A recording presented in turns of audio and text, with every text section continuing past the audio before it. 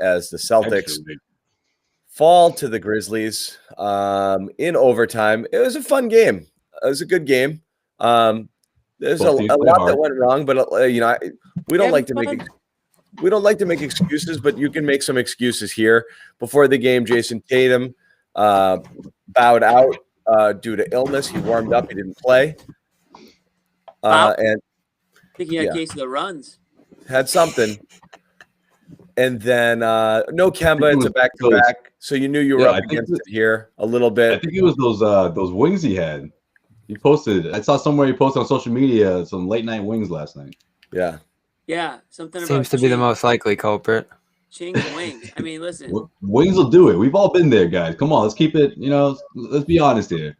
I love young professional athletes who just can have college kids. Yeah. You have 60 wings after a game and think that's okay.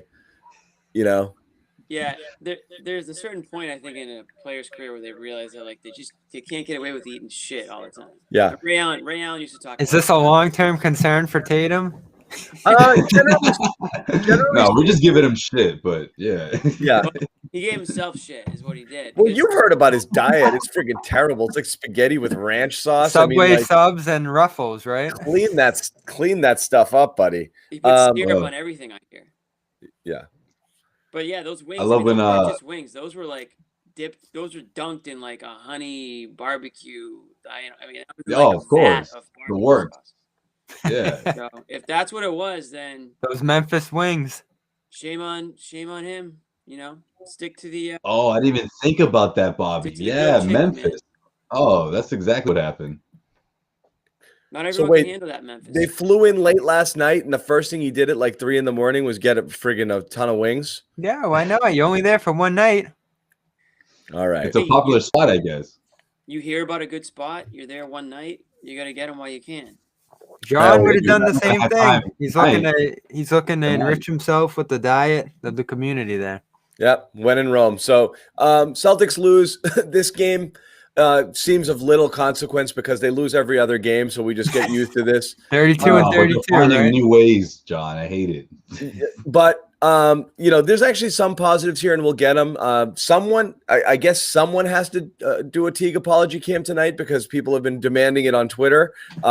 Everyone thinks everyone is culpable here. Which is crazy. We know who the real culprits are, so we'll get back to that in a little. Another phenomenal game by Rob Williams. We'll spend some time there, but this was really this was the Aaron Gordon game because during the game, all of those rumors started coming out there. So let's do the game quick, and then we're going to get into the Aaron Gordon stuff because I think that's going to carry the conversation tonight because, the reports are now that the Celtics are close. So we'll spend some time on that. We all have some thoughts. We shared them on the thread. Just starting with the game tonight, where do you guys want to start on this one? The positive or the negative? I mean, the negative was crazy.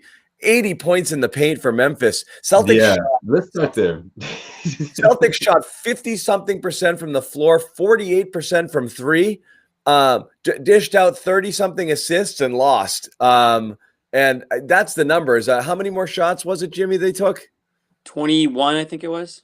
I mean, leading up to the final 30 seconds or so. 20, in the end. Yeah. John, the first 5 points that the Grizzlies scored in overtime were just off of rebounds, just pure effort. I mean, the Celtics, it surprised me that they were able to get away with that as far as they did, obviously going into overtime. And then they never cleaned that part up. And then literally as soon as overtime started, it bit them right away.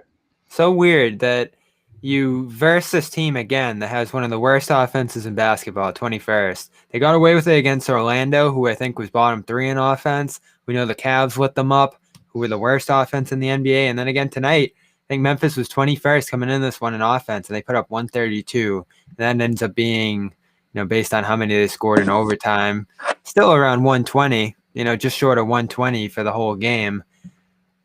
Their defense was absolutely horrible tonight, and it didn't matter who they had in. Team. Who's playing defense? They weren't playing defense. Yeah. Who's doing it outside of Rob? Doing his part. Who's playing defense on this team?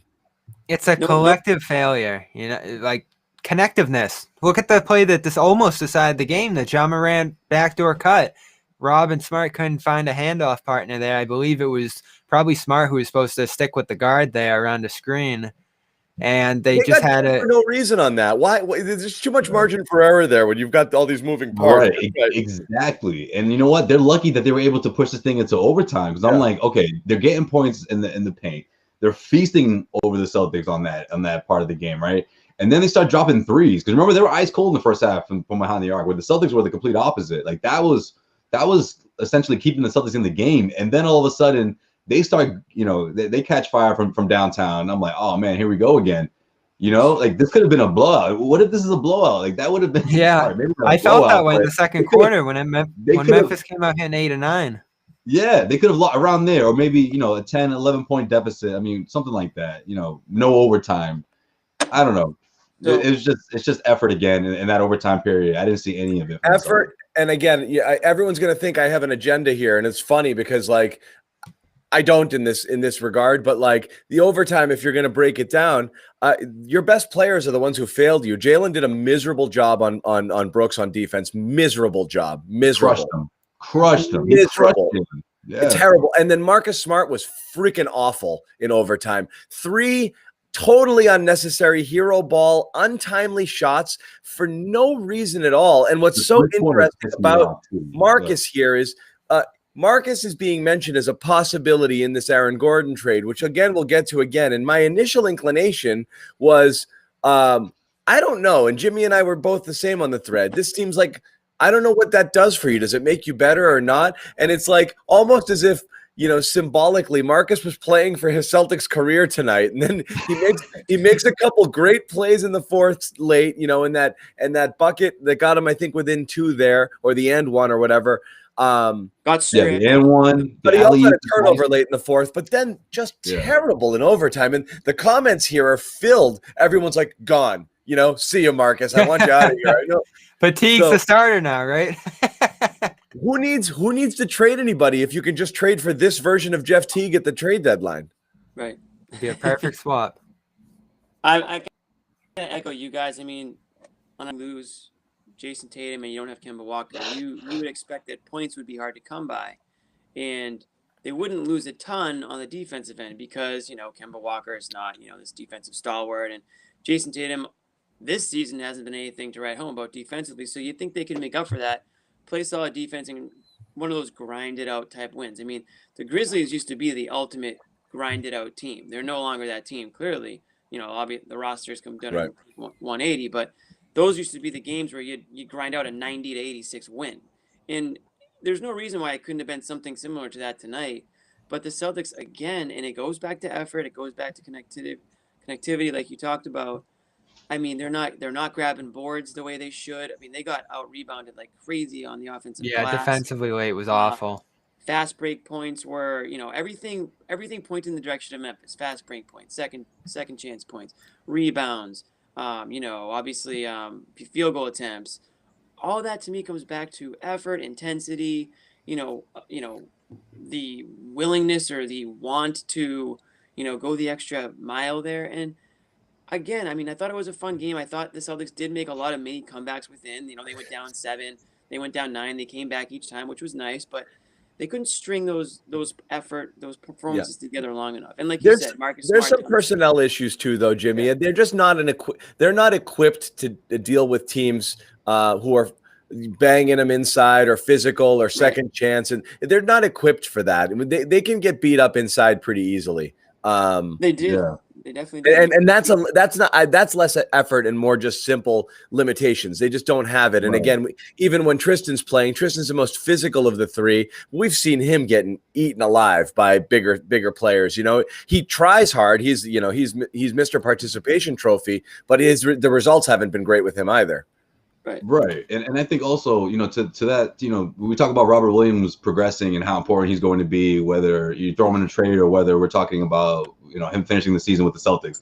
I mean, listen, Valanciunas, he's sort of one of those low-key big men that doesn't get talked about a lot for part of his game, right? Well, at least that's the part of his game that everyone talks about, but it's not like, you know, how consistent he is with the double-double machine. He's so big. Especially against the Celtics, right? Yeah, like he ate up 17 rebounds like it was nothing. And he's so the physicality, like, listen, a year ago, Robert is completely intimidated. He's head down. He's walking around moping. Not tonight, you know? And I thought he got pushed around a lot, and he fought back, and he composed himself. And in that second half, he's one of the biggest reasons, along with Jeff Teague, you know, maybe Marcus could put in there as well, that the Celtics were able to push this thing into overtime. He's low key a really good. I mean, you're right, really low key, so really, so solid, really good player.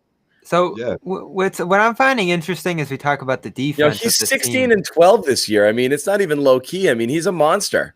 Right. No one talks about it. Right. He had 19 boards tonight. He's a monster.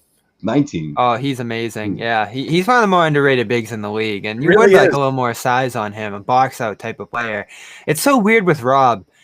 He's such a great rebounder at this point still, and I still don't feel like he's that great at boxing out.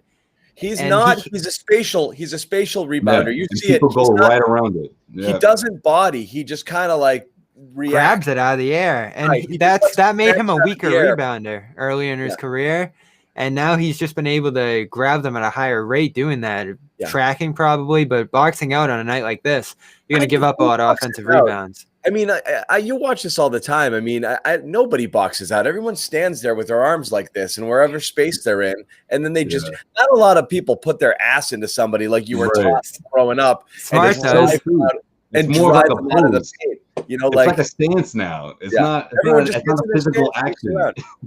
Yeah, because a lot of teams don't charge the offensive boards that hard. No, that probably is what it is. They put a hand on guys to know where they are, and then they react to the ball. There's not a lot of body, but I mean, you're right. And Rob's just such a quick leaper, and that's his advantage. He's just. But when you do have a guy who's chasing the offensive boards hard, like Valanciunas tonight, it ends up making a difference. And that's kind of what the Celtics were trying to catch teams with earlier in the year. And they've lost that to some degree with Thompson out, but they also seem more focused on getting back and setting themselves defensively. So you lose a little bit of an advantage there, but they've gotten better defensively in recent weeks. I just find the differential with this team in wins and losses so jarring, because when they win, they're allowing 108 points a game. When they lose, they're allowing 113. And that's pretty much the range between being top 5 in the league defensively and being bottom 5 in the league defensively. So if it feels like this team's all over the place defensively, they really are. Like, they have some nights where probably the opponents fall out of it. They've had a couple blowouts, stuff like that. But on nights like tonight where it's close, where it goes deep into the stretches of this game, they're giving up a ton of points, and they have to chase those teams to that finish line. And as we know, when they're a spot-up jumping team, this offense isn't that great. They're not able to win these high-scoring matchups.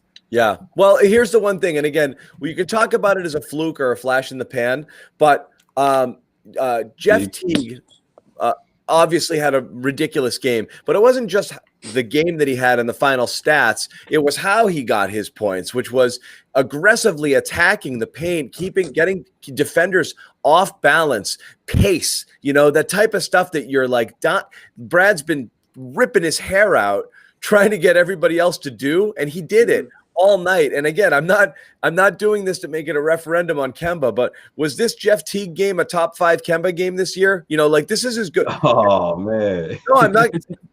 Seriously, was it? I mean, what do you mean in that sense? Are you saying like this is like one of his top Kemba 5? had 5 better performances than this all season? I don't think so.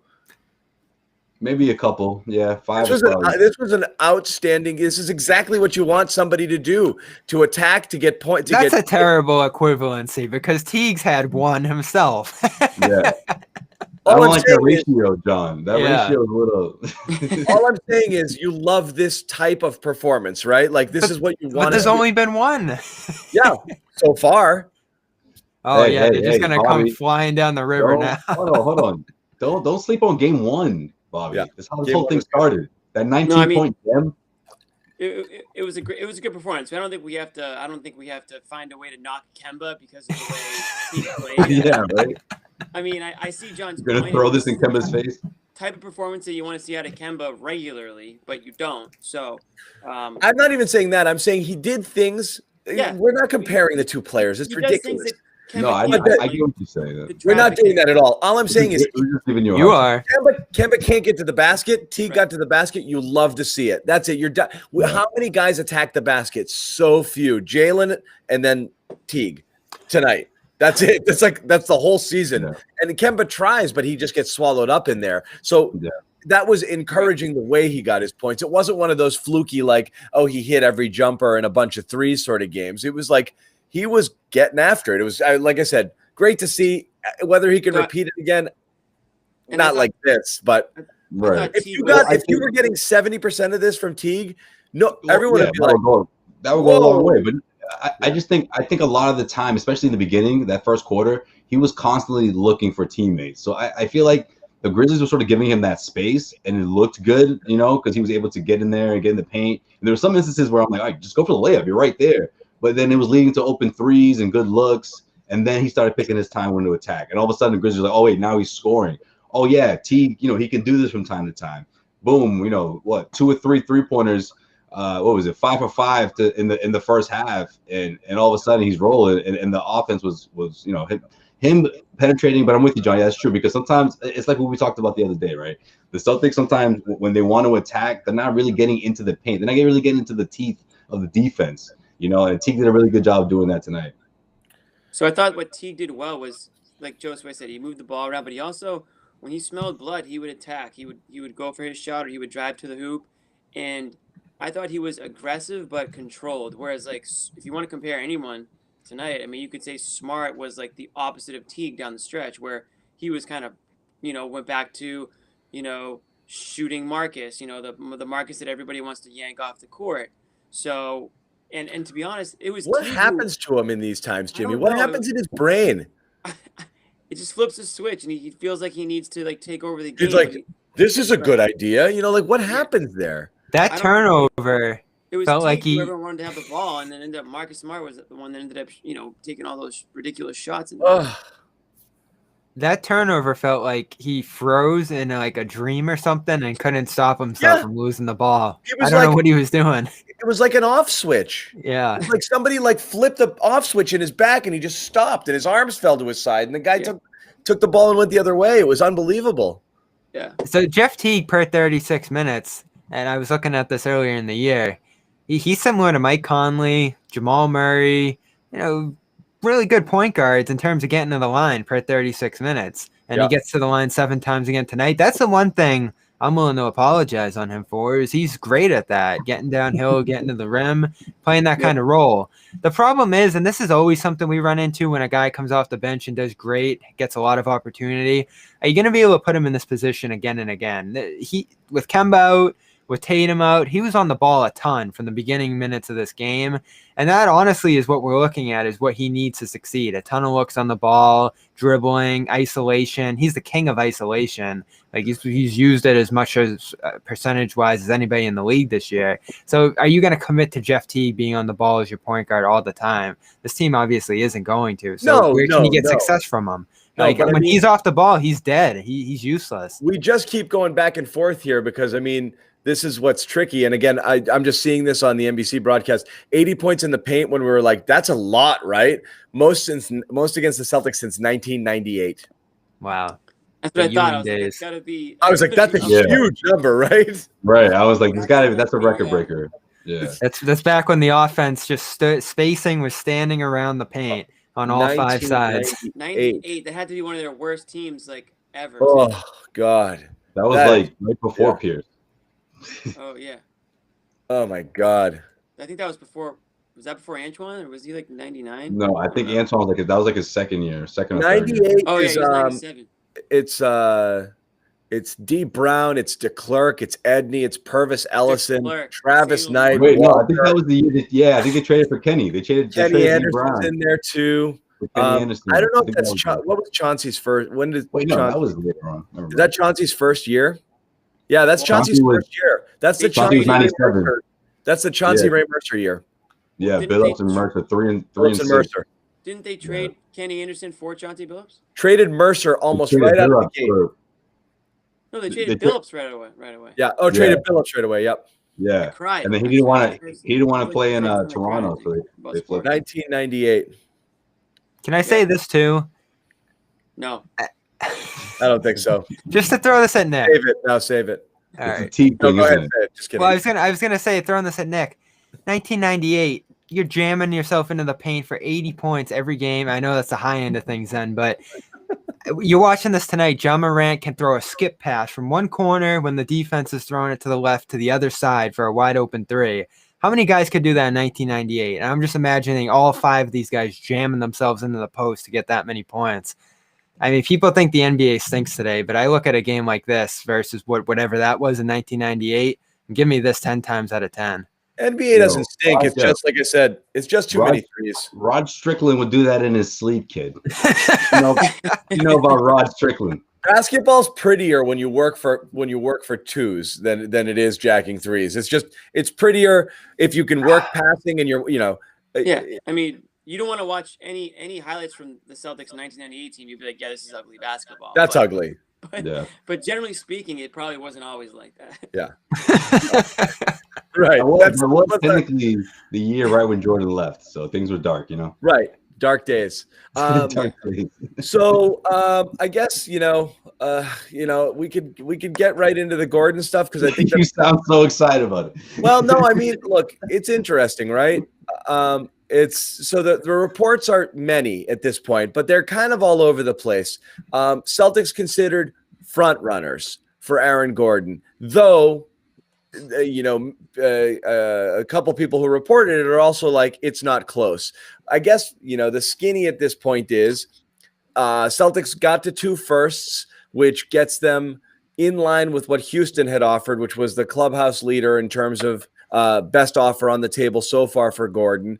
And Gordon doesn't want to go there because he wants to go for a team that has a shot at contending, and obviously Houston's not one of them. So Celtics seem to. I mean, again, Celtics seem to edge ahead there. You might you will extend with the Celtics because they are clearly in a path. Yeah, nobody wants to go to Houston right now. Nobody wants to go to Houston. I also perplexed by the move by Houston. What are you doing? What are you trading 4 people for? You just helped people to get these picks. Now you're going to give them away. Are you nuts? So I don't get it. And they should be collecting at this point. Just collect pieces everywhere. Also, Houston's picks have to be heavily, heavily protected because they're not going to give away a fucking top 5 pick, which they're going to get top 2 pick they're going to get in the next year or two. Right. So that's going to be a can you got to kick down the road, which Memphis has to consider as well. The protections on that will probably stretch those picks out for another 5, 6, 7 years, which means the Celtics get it. That's fine, right? Where this gets weird and wrinkly is like now you need to get Evan Fournier is involved in it as well, potentially, and that the Celtics need to offer a player. And when you start to do the math here, there's some people who are saying like, well, in order to make it work, you might have to do Tristan and Smart and part of your TPE to get Fournier and Gordon in here. And at that point, it's like, what are we doing? Like, right. The 2 picks.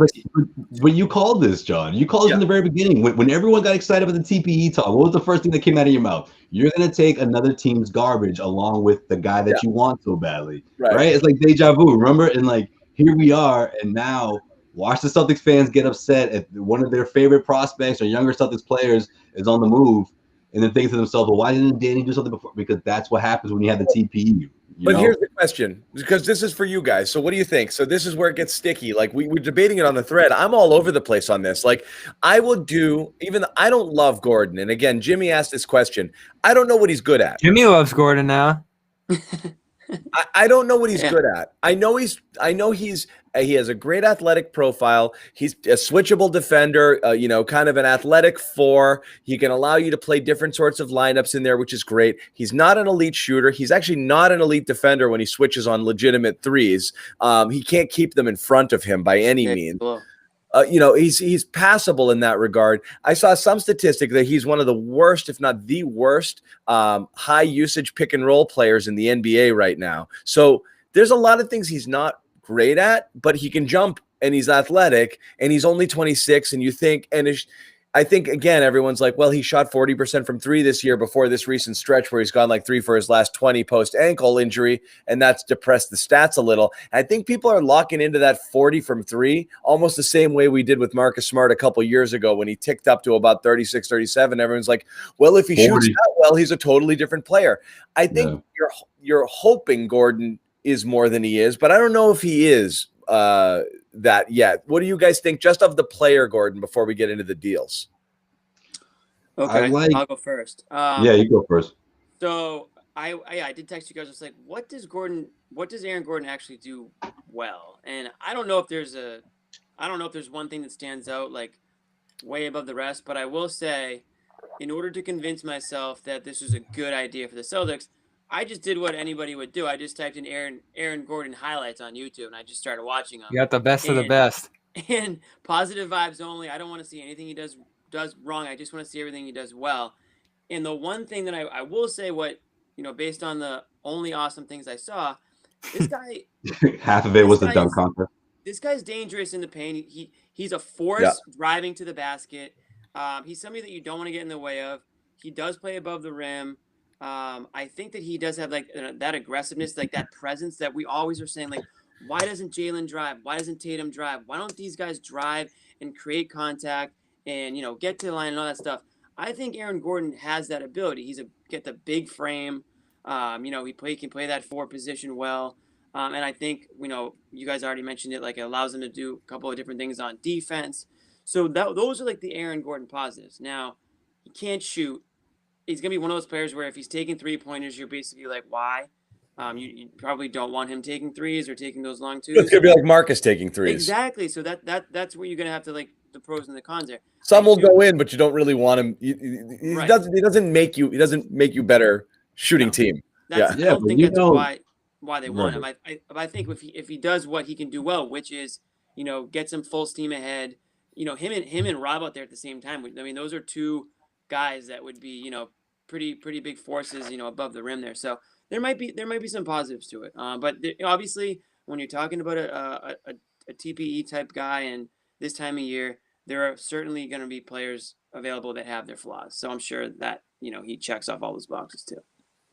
Yeah, definitely. I think a lot of it has to do with what's in his arsenal, right? He doesn't do anything particularly great, but his athleticism, what he can do defensively, his capabilities. I think Brad sees that and says, I can work with that.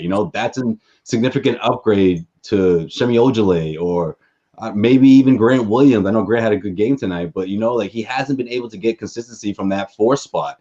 And I think it's getting to a point where he's like, look, I need to get a guy who I know I can transform into that player that I need him to be. And I'm not surprised that these various reports are saying that the Celtics were interested in not only Aaron Gordon this year, but the last 2 years, right? That's crazy to me. Deadline. And that doesn't surprise me because when Brad Stevens or Danny Ainge, like when they have a guy in mind or someone on the radar, like that guy's going to stick around for 3+ years or whatever the case may be. We don't really even know because sometimes Danny Ainge will say for one player, but we don't know he could have been drooling over another one for 7+ years. I mean, like, I just think his age is also a big part of this as well. He's only 25 years old. And he has a health history or an injury history, but I just think in the open floor, in transition, what he can do for you defensively, I just think the Celtics see a lot of different options there, and they like what they see. It is interesting, too, because that's obviously the Marcus draft, and that's where you wanted to land top 3 there, and you couldn't get in there. And the reports were that the Celtics definitely liked Gordon, and if he were available at 6, they might have taken him. He went 4. Also, they were really rumored to – Danny was apparently in love with Dante Exum, who went 5, so thankfully that didn't happen. But Gordon seems like a guy that's been on his radar the whole time. That's right. Exum was 5. That was the Marcus was 6. Yeah. That was the Wiggins, Jabari, Embiid draft. Which was crazy. And then Randall goes right behind Smart that year as well. But this guy fits the profile of others they've liked in the past. But they like that guy. That athlete, Jaylen Brown. Yeah, that athletic wing. Right. And remember people said about Jaylen before he was drafted? Oh, he can't shoot. Oh, he won't be a top-notch scorer. Gordon's been in the league since 2014 now. Yeah. So here's the problem with Gordon. He's been around for a bit, And his game hasn't evolved. Here's the thing. If he's not something now, I don't think he's going to, despite his age, if he's not something now, I don't know that he's going to be it. Because again, while I disagree with that because he's only not going to. 26. Do you see his game evolving much? He's been in the league since 2014. I do. He would need to develop that outside shot. More? You think so? He would need to do. He would need to develop it. I mean, like, Blake Griffin needed to develop an outside shot, or like Al Horford needed to develop. Griffin would be the best case scenario. Yeah. By far. If he's not going to be Griffin. That's out the window. That was the comparison early on with him. Best case scenario. That's what he would need to do in order to get to that level. Yeah.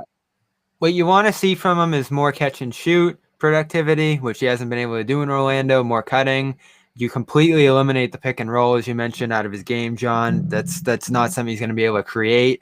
And he's not a phenomenal ball handler, shot creator off the dribble. And if you look at his stats right now, his efficiency, that's where all of the stuff has had to come from, especially in recent years where they've had injuries, guys moving in and out of the lineup, and an increased reliability on a guy like him, or reliance on a guy like him to create all their offense. And that's never who he was. That's not who he should be in this league. So you imagine him cutting back line for the Celtics, finding open space on the floor for shots, probably playing more roll man than ball handler in the pick and roll. You want him to do completely different things than he's ever done in his career, which is going to shift his productivity away from what he's been bad at in Orlando because they need him to do it and they're a bad team, to being with other creators and other scorers on the Celtics. He'll be like a third or fourth option on the Celtics, whereas he was a first or second on the Magic. I know, but again, this is again where it comes down to cost. So if you're talking about Gordon just for 2 firsts, seems okay. He maybe not worth that, but I know Bobby's ready to ship out 7 firsts if it takes it. So look, if it's 2 firsts or 2 firsts and Nesmith or Romeo, it still might be considered an overpay, but you might have to do it anyway. If that's what that deal is. So let's say it's they're doing it to sign him then, right? You're saying with the idea they're going to. So does that mean that they would value extending him over Marcus, signing him over Smart then? Yeah. And then you've got, that's kind of what it comes down to, right? A good question. 6'3" versus 6'8", different positions. Which is why it's interesting. Smart being included in this so this is where it's interesting. At face value, moving Smart doesn't seem to make you better. But if you know you're not going to re-sign Smart next year and you are going to try to re-sign Gordon, then you lose nothing by doing that because you weren't going to re-sign him anyway. Right. So you're getting something there, taking on some more salary and trying to play little cap gymnastics there to make it work. Maybe Smart's the chip to send over that you can also take Tristan, and that's why it's a bigger deal. And that's why all of those pieces are included. It seems messy, and I don't know if it makes you better. If it's Fournier. Not only is it messy, they're bordering with this kind of deal in the getting in trouble with the league for cap circumvention because this isn't a TP deal, especially as it's being structured by Matt Moore. You'd have to stretch this out into 3 different trades. And if you're effectively trying to make 3 little trades into 1 TP trade, the NBA might come down. They probably won't at this point, but they could and say, you're just trying to jump around the cap and do some funky stuff here. Ultimately, I think the cleanest, best way to do this that the Celtics have to hold out on is just sending some pieces and picks for Gordon. Send the picks for Gordon straight up and use the TPE, and that's it. That's your game. And I don't know. Why did the Magic want Smart? That's so surprising to me. I don't know. What is interesting, the only other piece that makes it fit if you do the larger deal is Kemba. And he wasn't discussed, but things get interesting there. Because if you do move Kemba, maybe you can sign Smart and extend Theis and Gordon. And things are different for you. And if you're Orlando, that's not a terrible thing. That's not a terrible route. Right. Like for a couple of years, it's not like you're locked in for 4. You're not getting the whole max deal. So I mean, for someone who obviously can still put up, buckets, can still produce, he won't be your number 1 option. It's all about how they feel about those 2 years. If they can actually still make the playoffs in those 2 years with Kemba at the point, and I don't see why not if that's their overall goal. I don't know. My question is, where is this report coming out of? Like, who's the one Well, The you Amick had, was first. Rarely does it happen this way, right? well, you had Amick at first. The other one is Matt Moore. No, but and Keith too. But like what I'm saying is like Keith who are did, they yeah. talking to? Are they talking to Bill Duffy, like Aaron Gordon's agent? Like, I mean, I can't imagine it benefits Danny Ainge or anyone on the Celtics side to leak that information. I don't know why it would benefit. I would guess it's the Orlando's camp putting this out. I assume it's Orlando's, and it might not even be real to sweeten the pot to get something else somewhere else. So Right. you say, Right. you Yeah, say I don't think it's Boston's got Boston. 2 firsts. Who else is coming to the table? You got 3 days here. Yeah. So absolutely, a lot of this could be misdirection. So we're talking about it hypothetically. It's more, would you do it? Whether or not it's real or close, who knows at this point. If you're Danny, though, can you afford to blink? So at this point, like, let's say in the offseason, we don't know if he was waiting out Gordon in Indiana and that ended up backfiring and you weren't able to get anything there, and you got stuck. And now you're in a situation where you know if you do this, you've got it, but you're holding out hope, hoping it's only this. Can he afford to do that? Like, if it's, if you're trying hard to not include a thing, but you know that thing's going to get it done, do you do it?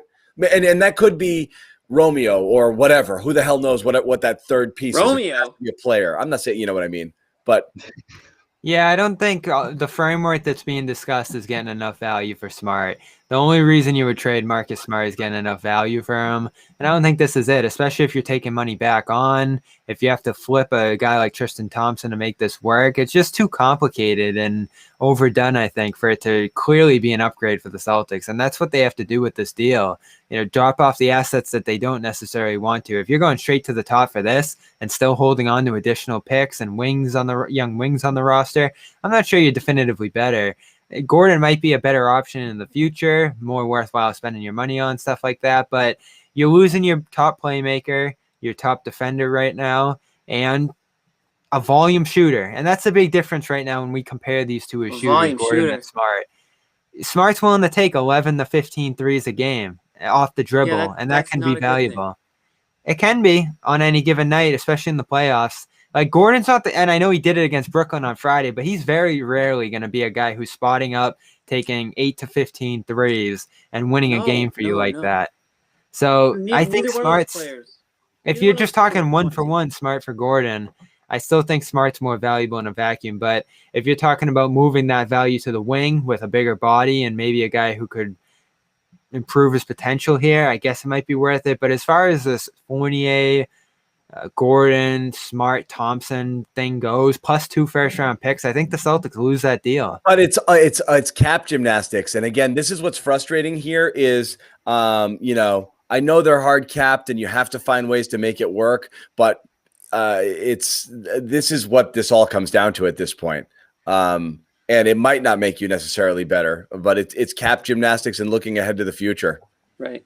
Yeah, but Bobby's point, I agree with, is, you bring in a guy like Gordon and let's say you ship out Smart, you're running into the same issue you had when Smart was injured. You have all these guys that don't distribute, they don't play make, and now you're asking them to all do something that they don't typically do, or it doesn't make them great. So it's almost like you might make the deal for one reason and it might help you in one way, but then maybe it hurts you in another way. I mean, I don't, when I look at Brown, Tatum, and Smart, it's very obvious to me that something is not clicking with these guys. I mean, they're all like thinly veiled, like calling each other out or something over the last week. Like, everyone needs to step up and take responsibility and all this stuff. It's like, it hasn't worked over the last couple of years. I don't know if it's just going to click with them. So maybe a shakeup like that is what they need. Again, I don't know if it makes sense from the X's and O's standpoint and, how everyone fits with each other on the court. But from a personality standpoint, maybe this is the type of a little shakeup that they need to get the ball rolling in the other direction. That's the only reason I can think Smart would be included. Sam Amick just kind of doubled down on Matt Moore's report, as was first reported. And he's saying, again, the way this is structured, as Bobby said, was going to be complex with multiple teams and multiple deals to make it work, because you can't really do what they're proposing to do, but it would involve Smart going over and it would involve Fournier coming here. So again, that's in the full exception. So that could make it more enticing if you bring in a point guard, probably worse than Smart, through some third team. You start to think about this a little bit more, and the Magic are probably happier bringing in whatever fits in for Gordon's spot, because Smart's a wing, but he's really a guard. I don't think he'd be filling like a regular wing spot for them. So I don't know if Denver would get involved with some of the pieces they have to give up to various players here. I know they have a backup point guard that would probably help the Celtics a little bit, wings that they're willing to give up on the Orlando side, and they've been involved in these conversations. The key right now is Portland, because I think if Portland gives up Gary Trent, this is done. They're not saying, I mean, right now, and again, Amex says it, and I know this was what Matt Moore reported as well. It's only Denver right now that's in play, and Boston's clearly ahead. So yeah, but does Denver shift to being facilitator in that position? I don't know if Portland is in the mix anymore. Again, a lot just the way it's being reported. I don't know exactly how it's going to go, but that's what you're looking at this point. So take that for what it's worth. I'll say this from Orlando, man. Like, there's so many options that it's just like doesn't really, like, when you're talking about someone like Marcus Smart, you're just like, yeah, Gordon's probably the best. He's the best piece out of that group. But after that, I think it's maybe not a significant drop off, but like, who's really excited about those pieces? Well, why does everybody hate Fournier?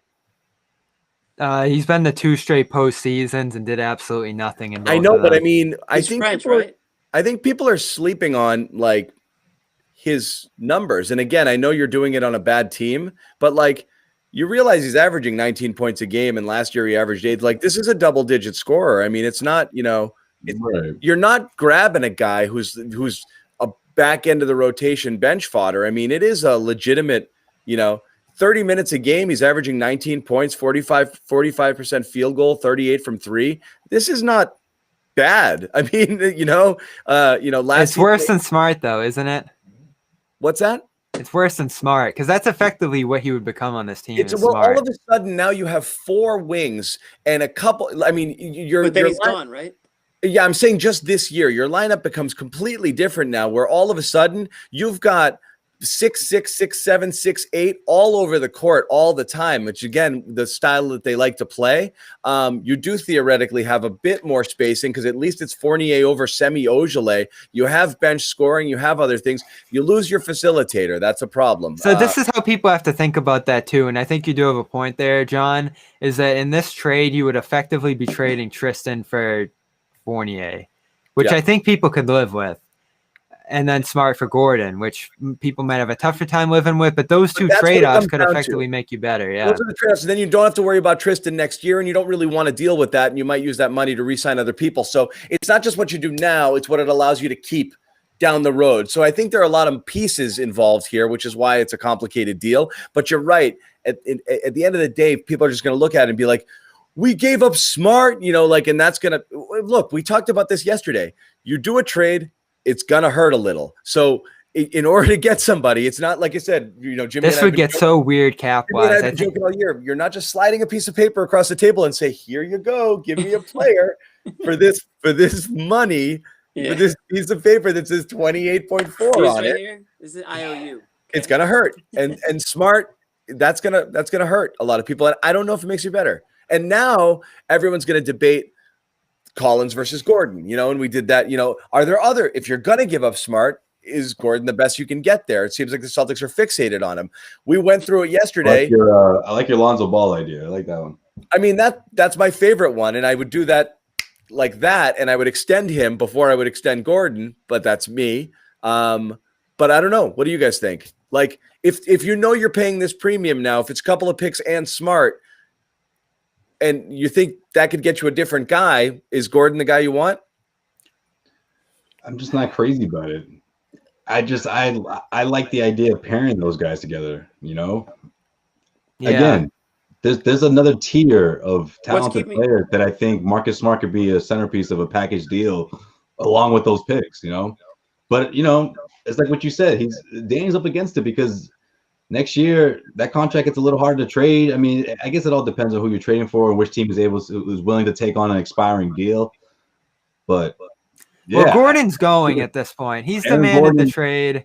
and he's going somewhere. So this is your shot to get him if you want him effectively. I don't think there's any way they take him back in. In fact, he's probably played his last game with Orlando after the events of today. So he's going somewhere. It's just going to be, is it you? Are you going to be able to hold this out and get the price that you want? And I do think what works in Boston's favor is if Orlando's trading into the TPE, they get to cut all that money outright. And I think that's an advantage for a team like Orlando. Like, do they want to take back Smart and Thompson and do all this stuff?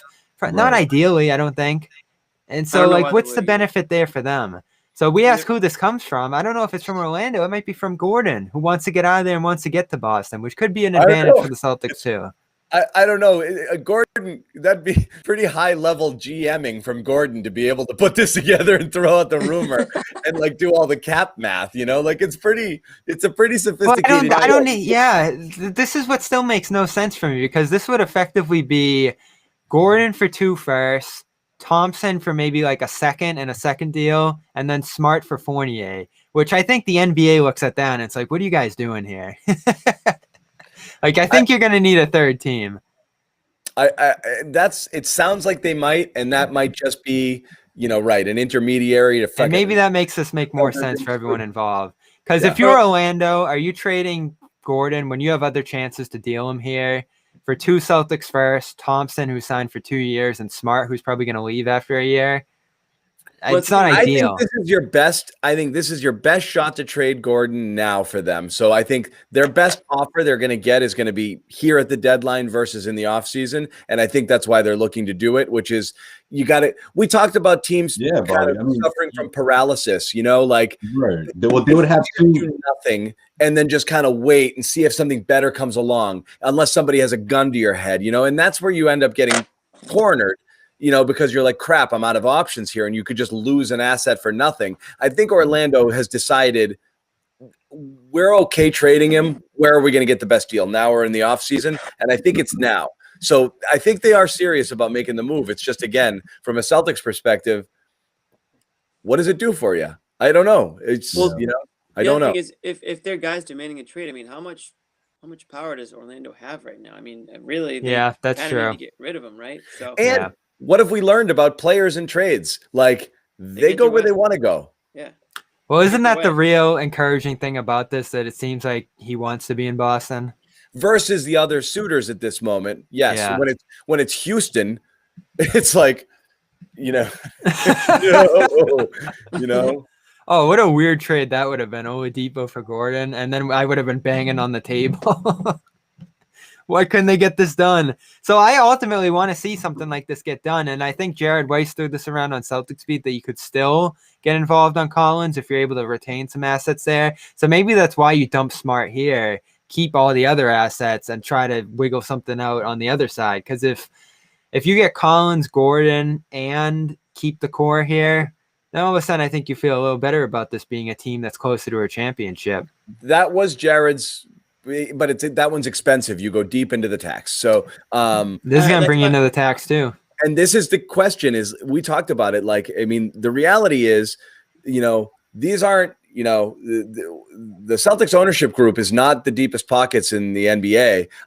And you just lost a year's worth of gate revenue. Are you going to be the Lakers and the Nets and Golden State and one of those franchises paying, you know, tens of millions into the tax? You know, You're talking 8-figure tax bill every single year.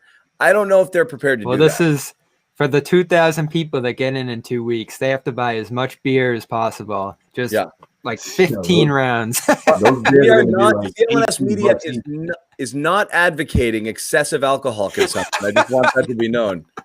Okay. Well, what I suggested. Load up on chicken fingers, but spend some money, buy some souvenirs. That could get you into the luxury tax. Okay? what I suggested to you guys was, what if we started a GoFundMe for Wick and the ownership group? Right. Every fan puts. That's what we do in America. Because John likes to remind us they're like one of the poorest ownership groups going, so they might need a couple of bucks to kick them into tax gear. Yeah. They're like, right, you know, they could be like, could that happen? They could do that. CLNS bailout fund. Could the Celtics accept a GoFund? They couldn't accept that, could they? Let's do it. a fan run GoFundMe to go. How much into would it the be worth tap- to you? I'd kick in. I'd give you $10. Yeah. Well, plus, Well, if every everyone fan does gives that. $10, Pay $10 for Aaron Gordon, for John Collins next year. What would we call it? Throw The Collins fan in that exception? deal. Yeah, Fan player, the $10. player fan exception? Yep. we could do it. I mean, this is what drives me crazy here. But we got to do it every year. It's a membership. You got to pay every All right. year. All right, Celtics fans. It's You a heard it here recurring. It's first. a 3 or 4 year membership. No, this is it. I got it, guys. 10%. Everyone who got a stimulus check, you get 10% of your check goes to the Celtics. That's an interesting If coincidence. you got it, hang on to it, man, because I don't know anything post comment. Hang on to it. Someday, Yes. when our video goes behind a paywall, because like we get like crazy subs, we'll just put a percentage of that subscription to the Celtics GoFundMe account. So we're actually contributing to their roster while we critique their roster. And I know. So that's what we got, man. It's interesting. It's interesting. It seems like this is it, but it's now we're getting close. Jimmy, it's past 45 minutes. I will give you an option to say sayonara. if guys, you want to hang for a little while longer and keep going, we got a lot of people here watching, so I don't mind continuing on. But Jimmy, I'll let you say, like I said, at any point. We'll do 10 more minutes, and then I'll 10 more minutes. All right, All right, do 10. We'll take it to an hour, and we're gonna call it here. But I mean, you Let's guys talk about tax for a second, seriously though, because I don't know enough about it. well, this is gonna. All you need to know is that dude, tax season. Come on. all you need to know is that adding Gordon the way we want to is gonna push you into the tax. So all of a sudden, you're paying tax in a year that you want to avoid it, and then doing what we suggested with Collins would push you deep into the tax. But that's kind of what you need to do in this league to win a championship. Let me ask you this, Bobby: is it possible? And again, Hans, one of our regulars here, who watches every show, and thank you all of you that do. I recognize that bird all the time. Yeah, exactly. Well, it's a great name too, username. But Collins and Bogdan, Simpsons, right? huh? It's a Simpsons. It's Yeah. the little wrinkly guy. Yeah. I'm 32 years old. He looks like he's 120. Oh. So That's a great name. yeah, Hans Molman. So the Collins and Bogdan is the other theoretical trade that's similar to this in terms of pieces, right? A team that isn't sure they want to re-sign a guy and they want to get rid of another contract, and this is similar-ish, even though Bogdan is not expiring like Fournier. But is that a better? Is that also involves potentially Smart and other pieces? Is that deal better for the Celtics? Is that pair better for them? Because it seems like the framework is in the ballpark similar. It feels like that's what they want to do first, right? And then Not sure, but I wonder reports. also if they think that they can. If you said your scenario, Bobby, of hey, who knows, maybe they get competitive and sign him anyway. Sign him to an offer sheet anyway, that they're holding off on Collins because they think they well, might no, what they would do effectively is trade for the $5 million now. This is the real sneaky cap way to add as much as they possibly can before they just jump into the tax and can't add anything forever. You trade for $5 million now that becomes $25 million or whatever it would be when you re-sign them. So you'd have to trade for Collins. The Celtics can't offer him an offer sheet; they have no cap space. So you'd have to do that now, and then Gordon can slide in on the TPE. So Bogdan would be out of the picture on this one. The tricky thing is, reports are saying today, and I know Jared alluded to this on Celtics Beat, is that the Hawks start asking for Brown. So then all of a sudden you're just like, all right, we're done. Like there's just no point at that point. But if you could somehow give up everything to Atlanta, maybe all the other picks, all the other young players, and somehow get them off that, you could maybe add give up Rob would probably be the central piece of that one. You could add Collins and Gordon now and carry them into the future.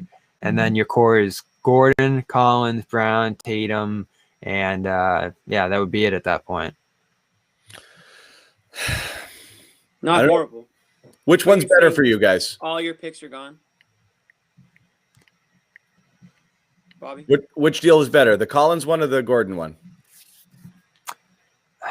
Probably Gordon. Guys, I mean, for Gordon Smart though, Collins is the best player because you don't have to max him immediately, and you've got him at a manageable salary for a couple of years. Well, what I mean about that is if it's Smart, it's Collins. But if you're just able to do like a more prospect and picks driven deal, I do Gordon. I'm out on the Smart and Fournier thing. I don't like that. Wow. That's it.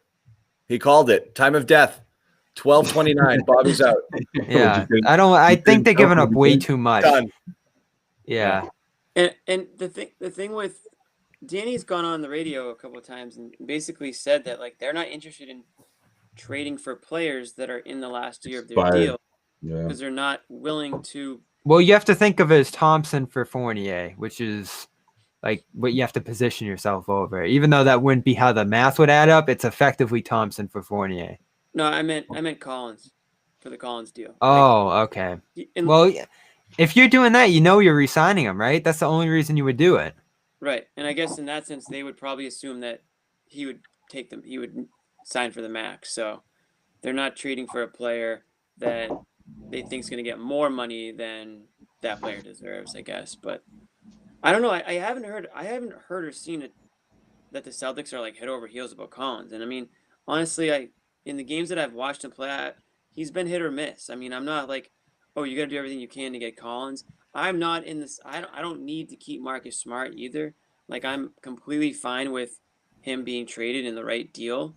I don't think they should just give him away just to like shake it up. I mean, I think it would need to make sense, but by no means is he like this untouchable player or like the winning plays mentality where it's like he's worth so much to them. I do think that he is important to them, but if you're calling this season a wash, anyways, if you're pretty much chalking it up to they're not going to win the title this year, then the value of Marcus Smart goes down considerably because now you've only got 1 year left with him.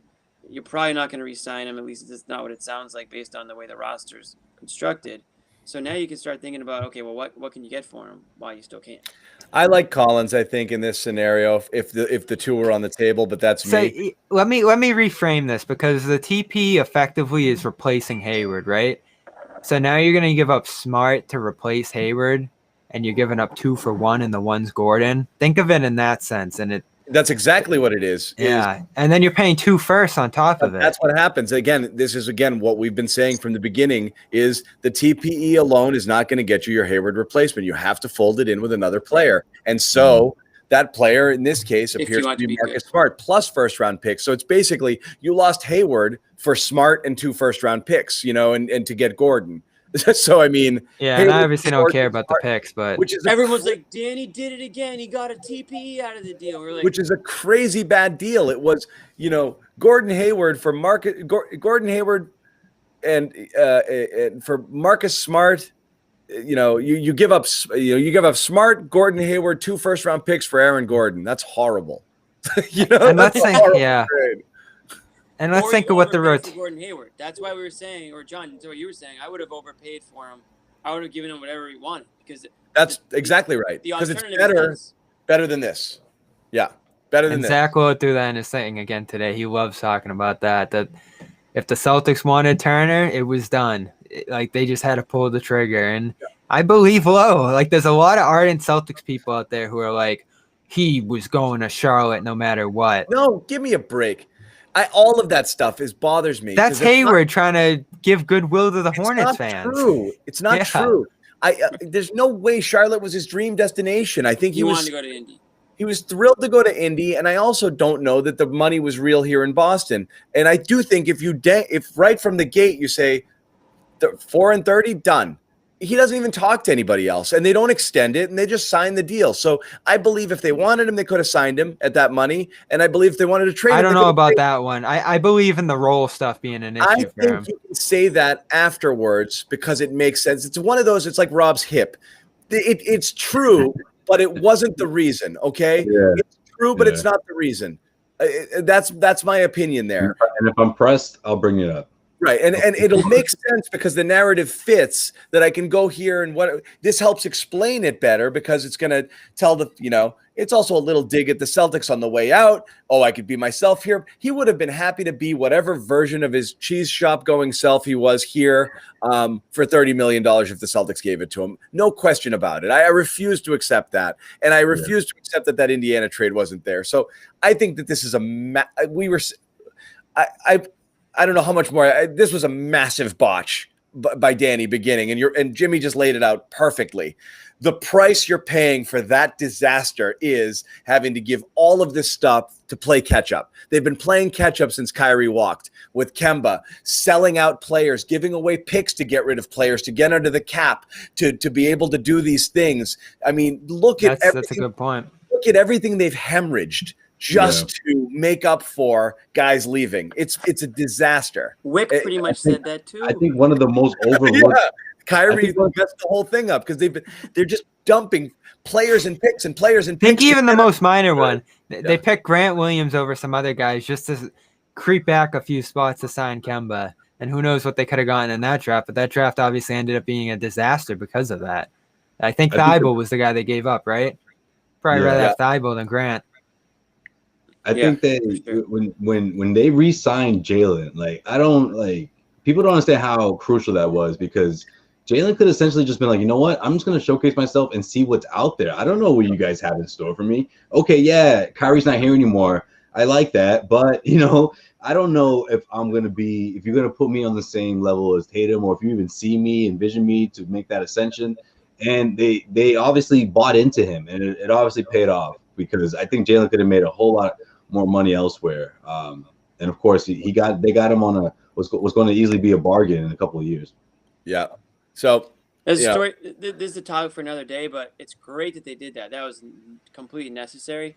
But they still need to figure out if Tatum and Brown are a tandem of the future, because I haven't seen enough to say that they are. That's why I've been pushing so hard for a deal too, because I think they've got such undue. Look at Jaylen tonight. He had to take like 8 spot up threes around screens. Is that Jaylen's game? Not really, but out of necessity. This is where the rosters put those guys. Tatum has to be a 35-minute a game facilitator, which you obviously eventually want him to be, but he's 22. He's only been doing that for a year. So all the questions that this season has generated about are Brown and Tatum the guys is so frustrating to me, because I think it's a product of the team that's been around them. I just think the reason I'm against this deal, if you think about the missing fifth piece in all these lineups throughout the year, ultimately you would be looking at Kemba, Brown, Tatum, one of the centers like Theis or Rob, and then it's who's the fifth guy? Is it Gordon? Does he step up and expand his game in this position? Then you look at Fournier, and then you look after Fournier, and it's looking real shaky again. So effectively, you move from having 6 guys to 7 guys maybe if Fournier's playing well. And I think you're just trading out too much in that spot to add unknowns, to take a risk. And I think they could hold out here and give up less. I know I've criticized for Boston doing that in the past, but I understand it this time. But that's, again, I don't mean to make fun of you, Bobby, but that's the whole thing is when it gets down to it, the actual trade is going to be one that's difficult to make. So I know it's easy to say early, Danny, do something. Well, here we are. This is the something. And it's like, oh, really? All that, huh? I don't like it. Well, all right. Let's put it on the table. As it stands, are you guys doing it? My brain hasn't. You guys go. I'm struggling with it. Josue's a no. What's the trade? Thompson, Smart, and 2 firsts for Fournier and Gordon. It's not an awful deal, but no, I wouldn't do it. Probably not. That's a lot of money. It's a lot for Gordon. Again, I think I'm a no too. The two firsts on top of it are a lot. Well, here's the thing about the first. They might have full lottery protections. They will. Yeah, but they're not going to be in the lottery. I mean, that would be stunning. But you're giving up 15 to 30. I wonder if Orlando builds in protections where if they're like below 20-something, they roll over too, because do you want to take, again, this year is probably the best. The battle of the protections. That would be a fun season. This is the best pick you're going to get out of the Celtics, which is probably, if they make the playoffs and go out early, a 16-17 pick, You know what? Here's what I'll say, actually. Realistically, you think that pick's in the 20s, You know what? Like, the more I think about it, the more I would be okay with it. I'm almost saying no, because I'm thinking, well, who's gonna be the distributor, or who's gonna be the playmaker? It's like, well, if they can find another Kemba player for that role, yeah, Kemba, or just another player to fill those minutes that has similar abilities. Again, I'm not married to Marcus Smart. I would seriously consider that trade, especially if you're thinking that Ainge is going to target Gordon as a player that he wants to sign after, because like you said, they would need to acquire him via trade in order for that to happen, right? Yeah. Yeah. So, and if I would find it hard to believe they're gonna play it back with Marcus Smart once his contract's up. I just find it hard to believe. I don't. Yeah. And this deal would leave a 10 million TP for the offseason for what it's worth. There'd still be some left over. Yeah. It's funny as I go round and around, I'm leaning towards doing it. But I'm not sure I love it, but I don't. But what are you gonna do? John just You wants keep to Rob. say I told you so. And You I'm not gonna keep robbing this deal. I'm not gonna lie. he's not I do able want to to now. see. I need, as again, the cap stuff makes my brain hurt, and I'm not going to pretend I understand it. I do need it, explained a little better in terms of why it affects not just now, but what they do in the offseason and then beyond, because it does seem that all of this is because the Celtics need it to be this way. Are they hanging on for Beal? Is Beal still a pie in the sky option that they wouldn't want to blow up their chances for that? Julian asking if Not we're right doing now. daily shows this week. We are going to do something real quick, and I'll let you answer this. Sorry, we're going to do something immediately if there's news, and we're doing. Not everybody in this chat knows it. We're doing a trade deadline special in the hour leading up to the trade deadline live, and we'll hang out for a bit after if they do make a deal for whoever is around in this group to do it on Thursday. But What time yeah, is that? is the trade deadline 3? 3 p.m. Eastern Standard Time. So we're going to try to do that. We'll bring in a cast of characters for that as well. But go ahead. Sorry, finish what you were saying there. Josue, you were about to jump in. No, I was just what was it? About the trade. I was done. That's all I had really. Yeah, I think I was saying something, but I forget what it was too. Everybody's that brains was me. been fried I was by done. these cap gymnastics. yeah. The cap The cap's stuff- so goofy, and honestly, the league needs to get rid of TPs because everywhere a TP appears, another one appears, and it's just these empty roster spots that fan bases and teams have to juggle around and hype up and play with into the off season. And if that wasn't a possibility, maybe the Celtics do look a little longer at Turner and whatever Indiana was offering there as a way to salvage assets. This kicking back and whole discussion we've been doing and games we've been playing it's been great, but it's just the Excel sheet portion of the game that so many fans don't want to play around with. And you want to talk about players and real physical assets, not a magical $28 million spreadsheet box. Right. I would just get rid of that. Why? I mean, they've made it very difficult. The NBA's made it so difficult to follow and to try to figure out what. Well, just think of it. If you're losing Hayward because you couldn't retain him or you couldn't offer him a real deal, why should you get a $28 million box to use into the future? It's so stupid. What I will say is, what are we going to talk about when there's no TPE anymore? When the Celtics use it, we'll literally have nothing to discuss. Well, that's why it's so important that there is nothing after that. After that's what's after Tatum and Brown. Jimmy stayed overtime here. We're well into the night. It's a school night. Jimmy's got meetings. We've all got to sleep some. It's a back-to-back night. I think Rob is literally starting to shut me down right now. Anybody at home again? Josue needs to go to bed. Falling asleep. Brockton is literally like, Josue, you're done. This is it. Commenters have been watching you like. He's slowly fading away. And not only are you fading in terms of it looks like your attention, but actually the screen's getting blurrier. That's what I'm talking about. My screen literally is just That's what I meant too. Yeah. Away. Completely out of things. But for everybody at home, we'll just let you know that subscribe if you haven't already. Big week, guys. Big week. You Seriously. will get and turn on notifications. If something happens, we'll jump on live right away. Tell your friends about it. We'll obviously continue to do these shows throughout the rest of the season in the playoffs. Someone asked daily. We are going to eventually be moving daily with the show, and we'll let you guys know a little bit more about that. And again, we do have something very exciting that involves you guys the viewers coming up in April next week. So we'll tell you more about that when we get closer to it, but it's really cool and it's interactive and it's fun and it involves the viewers. So looking forward to it. But that's it. Again, thanks everybody on the panel in addition to hanging out because it was a late one. Jimmy, poor Josue. Yo, I'm fine. Get out of here. One thing I'm going to do either after Wednesday or during Wednesday show or Friday show, opening up a Top Shot pack on our show. I got a pack today. I was in the queue. I got lucky. So I've never had one. I've never opened one before, but we might be making thousands of dollars on this Top Shot pack. So I'm going to open it up like at the end of one of our shows, Wednesday or Friday. Yeah. So that's going to be riveting television for everybody involved. Oh, sorry. I was offended by a comment, but I'm going to let it go. Boomer might not know what Top Shot is. Don't worry about it. We'll explain it all. Oh, I was looking at the ketchup over mayo, and I might ban this guy forever. But what? That guy's I'm with you, man. Okay, Hey, sorry. Ketchup's only good for a couple I'm of telling things. you, it's not cool to like mayo. People just hate. People are ridiculous. Mayo is objectively delicious. It incorporates delicious ingredients that are all flavor enhancers. If you don't like it, I've got nothing to say to you.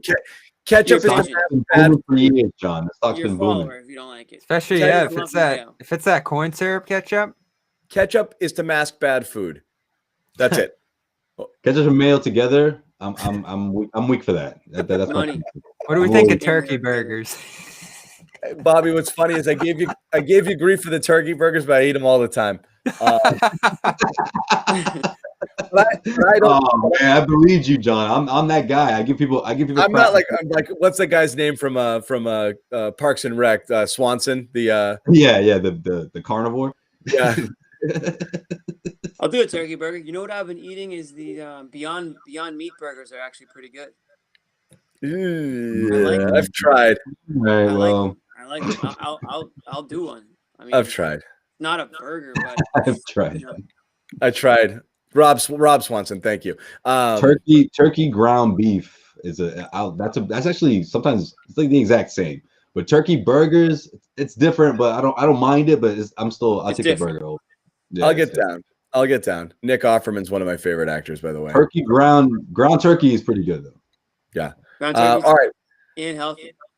Way healthier. Way healthier. Yeah. Okay, that's it. That's it, guys. We're into the pickle portion of the night. We'll say goodnight. Condiments. And again, if someone's mentioning Sam Amick has news. Sam Amick just doubling down. It appears on the Matt Moore report. But that's what we think. If there's anything new, maybe we'll jump back on. But I think we're good. He's a little confused about the cap portion of it too. So we'll sort all that out in the That's tomorrow. what I mean. It's some people are saying Tristan has to be included. Some people are saying not. I don't think my read on it from what I know is that you can very easily run into cap circumvention if you're trying to piece together multiple trades just to make a TP work, because you can't do Thompson and Smart for a TP deal. You can't send two players while you're eating one player in a TP. Yeah. And I don't think you could do multiple deals because it wouldn't be allowed into the cap. So yeah, we got to wrap our mind around a lot of it. I wouldn't be surprised if you see us pop in tomorrow and talk some more about it. But until then, we will say goodnight. Thanks again, everybody.